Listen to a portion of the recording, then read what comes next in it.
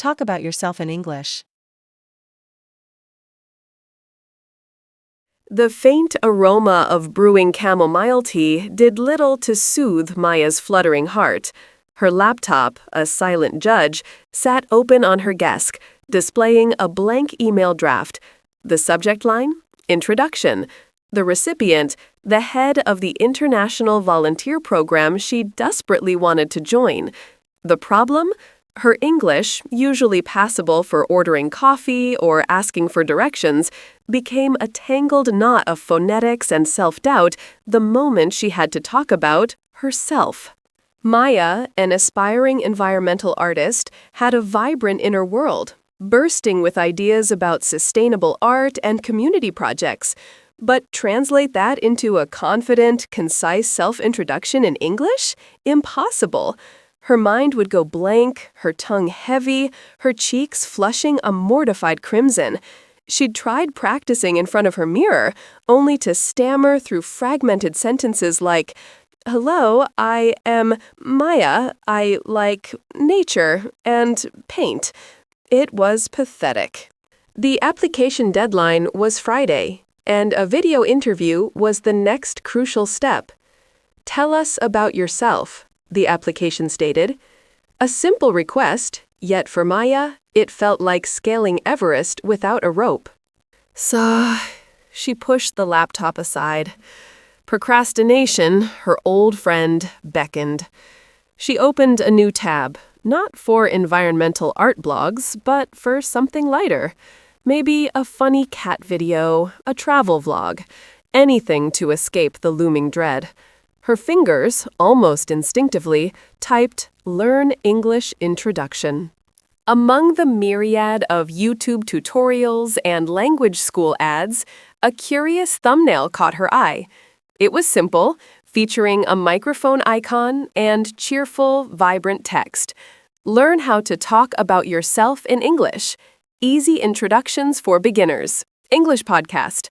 Below it, a familiar podcast logo. "A podcast?" she mumbled. Curiosity piqued. She'd never considered a podcast for language learning. She clicked. A warm, friendly voice filled her room. "Hello, English learners, and welcome back to Speak Easy English. I'm Alex, and with me, as always, is the wonderful Sarah." A brighter, more energetic voice chimed in. "Hi, everyone. And today, Alex, we're tackling a topic that trips up even our intermediate students: how to introduce yourself in English." Maya leaned closer. This was it. This was exactly what she needed.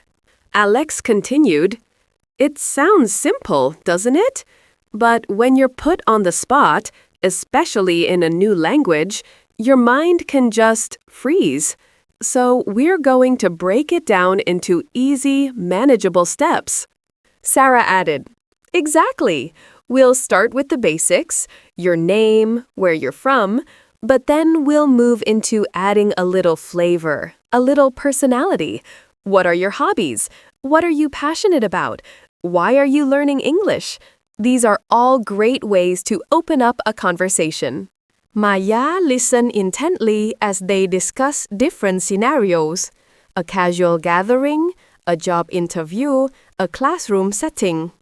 They emphasized starting with simple sentences, using transition words, and, most importantly, smiling and making eye contact. "Don't aim for perfection," Alex advised. "Aim for clarity and confidence. It's okay to make mistakes. We all do." Sarah then offered a brilliant tip. Think of your introduction as a mini-story. You're the main character. What's your elevator pitch? What's the most important thing you want someone to know about you in the first 30 seconds? A mini-story. Maya's artistic brain latched onto that. She wasn't just listing facts, she was crafting a narrative. For the next 2 hours, Maya was glued to the podcast. She paused, rewound, and repeated phrases. "My name is Maya, and I'm from Phnom Penh, Cambodia." Simple enough. Then, "I'm an aspiring environmental artist." This felt empowering. I'm passionate about using discarded materials to create art that raises awareness about waste and sustainability.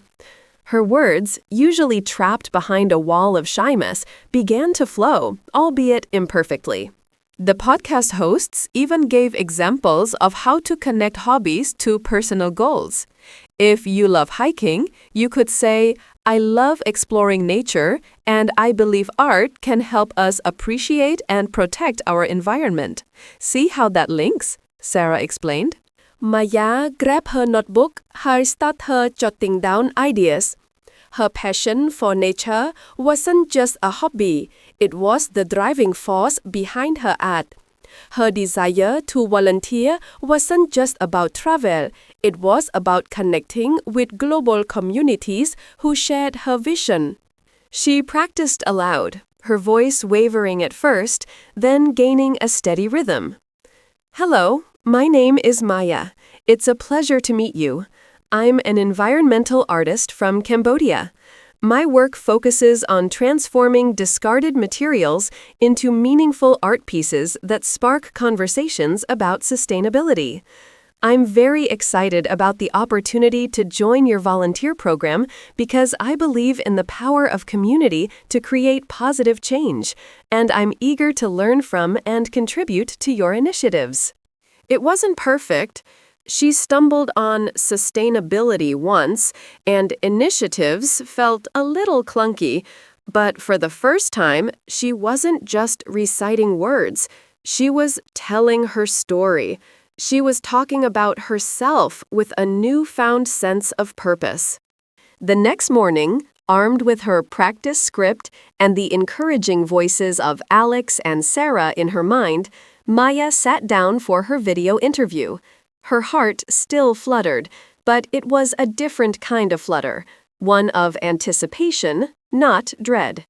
When the interviewer, a kind-faced woman named Miss Davies, smiled and said, Maya, thank you for joining us. Please, tell us a little about yourself. Maya took a deep breath. She didn't look at her notes.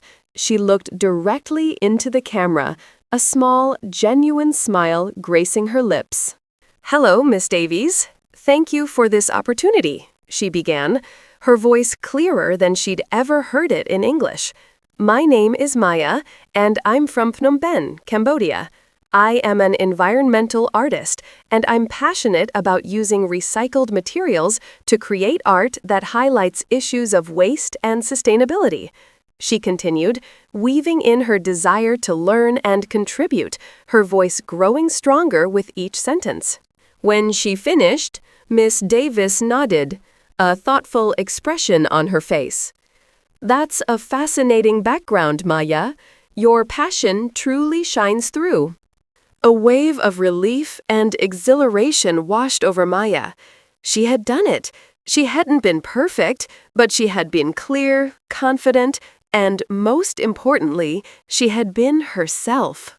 Later that week, Maya received an email congratulating her on being accepted into the program. She immediately opened the Speak Easy English podcast page, leaving a glowing review. It wasn't just a language lesson, it was a lesson in self-expression, a gentle nudge to find her voice, not just in English, but in the world.